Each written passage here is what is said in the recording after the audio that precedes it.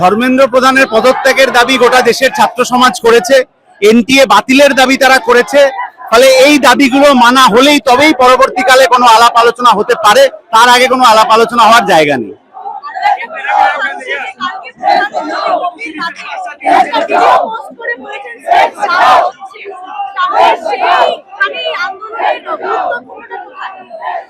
প্রধানমন্ত্রী তার বার্তা দিতে অনেক দেরি করেছেন। এটা যদি আগে দিতেন তাহলে সাধারণ ছাত্রদের ওপর পুলিশের এই আক্রমণটা হতো না।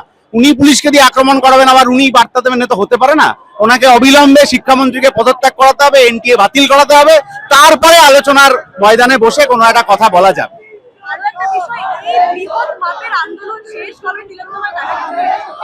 আরজি করের সময়ে এই ছাত্রছাত্রীরাই রাস্তায় নেমে আন্দোলন করেছিলেন, আবার এই সময় এই ছাত্রছাত্রীরাই রাস্তায় নেমে আন্দোলন করছেন। তাদের কোনো পিছুটান নেই, আরএসএস বা ধর্মেন্দ্র প্রধান ইত্যাদির মতো। তারা এই আন্দোলন করছেন, ভবিষ্যতেও করবেন। আজকে যে আন্দোলনটা হচ্ছে সেখানে কি বলে যারা এসেছে তারা কি সকলে মানে ককরোচ নাকি লাল? তারা সকলে সাধারণ মানুষ যারা অন্যায়ের বিরুদ্ধে প্রতিবাদ করেছেন সর্বক্ষেত্রে।